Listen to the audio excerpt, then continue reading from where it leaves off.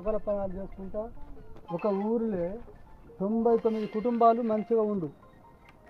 ఒక డాక్టర్ లేడు జగిత్యాల జిల్లాలో. జగిత్యాల జిల్లాకే ఒక డాక్టర్ లేడు. ఆర్ఎంపీ డాక్టర్ ఒక్కడే ఉన్నాడు. ఇప్పుడు ప్రతి ఊరిలో 10 మంది ఆర్ఎంపీ డాక్టర్లు ఉన్నారు. అందరికీ 5 అంతరాలు, 5 అంతరాలు మగవాళ్ళకు ఆడవాళ్ళకు. ఈ 5 అంతరాలు ఎందుకు వస్తున్నాయి? అందుకొక గుత్తల మీదనే భగవంతుడు ఎందుకు తెలిసిండు? ఇది అట్టి బండలు అవసరం, 3 బండలు, అది అట్టియే, అవిటికి బొట్టు పెట్టలే, ఏమీ లేదు. మనం గుళ్ళలో పోతాం, సత్యనారాయణ స్వామి వ్రతం చేసుకుంటాం, పెళ్ళిళ్ళు చేసుకుంటాం, కూసుడు చూసుకోలేక చేస్తుంది. నేను ఎక్కువ చదువుతున్నాను, ఎక్కువ మంది ఇస్తారని అయ్యగారు పైసలకు ఎక్కువ చదువుతున్నారు, కూర్చుని వాళ్ళకు చేస్తారు.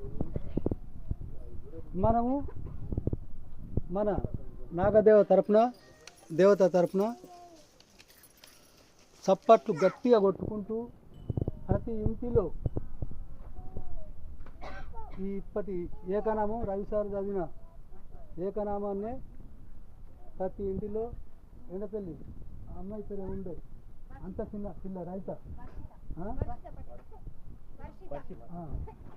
ఆ అమ్మాయి అలా ఆమె ఇంగ్లీష్ ఉపన్యాసం ఇస్తూ ఉంటే మన ఇప్పుడు లక్ష్మణ్ కుమార్ మంత్రి పరిశాన్లో పడ్డారు, మార్కెట్ చైర్మన్ అందరూ రాజకీయ నాయకులు పరిశాన్లో పడ్డారు. ఆ పాప స్కూల్లో 10 మంది చదువుతున్నారు. అలా ఉపన్యాసం వాళ్ళు ఇవ్వలే. ఆమె చిన్నప్పటి నుండే నాగదేవత అయిన వాళ్ళు ఉన్నారు.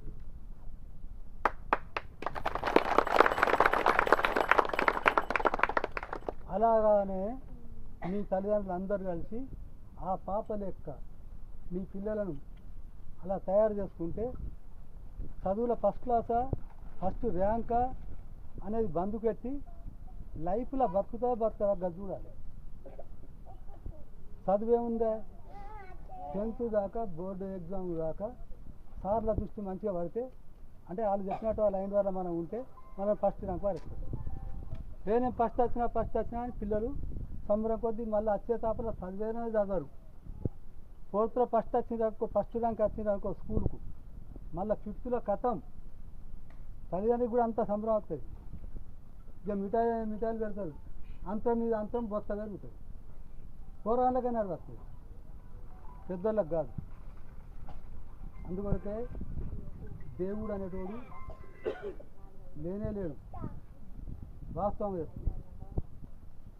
ఎక్కడా లేడు, ఇక్కడ కూడా లేడు. అయితే ఆ పరమాత్ముడే సాక్షాత్తు నాగేంద్ర స్వామి నా దగ్గర రోలి సాయంత్రం రాత్రి తెలంగాణ నాకు చెప్పి 18 మంది పిల్లలతో నేను వచ్చిన ఇక్కడ రాత్రి వర్షం పడ్డది, అంత గడ్డి ఉందే, ఆ గడ్డి అంతా వీకినాం. 18 మంది పిల్లలం, నా ఎంబడి నాగేంద్ర స్వామి 18 మంది పిల్లలం, నాతో 19, 18 మంది పిల్లలు, 20 మంది చుట్టూ తిరిగింది నాగేంద్ర స్వామి కూడా. అదే కుక్క అయింది, నాగేంద్ర స్వామి కుక్క అయింది. మా ఎంబడి కుక్క రాలే, ఇంత పెద్ద ఎత్తు మీద కుక్కలు ఉండేవి. మళ్ళీ మాతో కుక్క మా ఇంటికి వచ్చింది. 4-5 ఏళ్ళు అయినాక పక్కపన్న సంగంపల్లి ఇలా ఒక పెరుకోలింటికి సావుకారింటికి అయింది.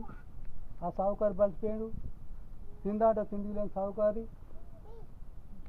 మా ఊళ్ళో వెళ్తే ఆ సంగంపల్లి శివాసేట అని ఆయన దగ్గరికి పోతే కూడా మీకు చెప్తారు. ఇప్పుడు జైత్యాల పెద్ద బిల్డింగ్ కట్టింది, కలెక్టర్ ఆఫీస్ కూడా ఏమీ లేదు. అందరు నాకు బిల్డింగ్ లేదు, నాకు దేవుని అయిన వాళ్ళు ఉన్నాక అట్లా కుక్క ఉరికొస్తుంది. ఆ కుక్కనే మల్లాని దేవుడు మనం అంటాం. మల్లాని దేవుడు వీలకుండా నీ ఇరుకుడు కట్టదు, పిలువకుండా నీ ఇరుకు కట్టదు. నువ్వు పిలుపుడే అవసరం లేదు. అంటే మన గుణం ఎక్కువ ఉండాలి, అంత మంచిగా శివాశక్తి ఎక్కువ ఉండాలి. ఆన్స్ ఒక పెరకాయనే రాయలింగ్ కానీ బొడ్డు రాయలింగ్ కానీ ఆ పెరకాయనే తింది మా ఊరే అప్సీపూరే. ఈ శివాశక్తి కూడా భార్య అప్సీపూరే. ఇంతమంది ఆ కుక్కతోని డెవలప్ అయింది. ఆ రాయలింగ్ కూడా కోటీశ్వరుడు అయింది. ఇక్కడ పావుచేరు బియ్యం పుట్టే మా ఊళ్ళే చెరుకోళ్ళే కథం సంగపల్లకేండు. పాపం ఆయన నడుసు లేదు, పెళ్ళం ఆ ఊరి గొడ్డ రాసుకుంటా ఆ భర్తను జాగింది, పిల్లలను జాగింది. అలా మొగడు ఫస్ట్ క్లాస్ అయిండు, చచ్చిపోయాడు. ఈ కుక్క పోయి ఆ ఇంట్లో పెట్టింది, మళ్ళీ కోటింట్లోకి వెళ్ళి. అంటే ఎంత పవర్ అయిన స్థలమో ఆ స్థలంలో,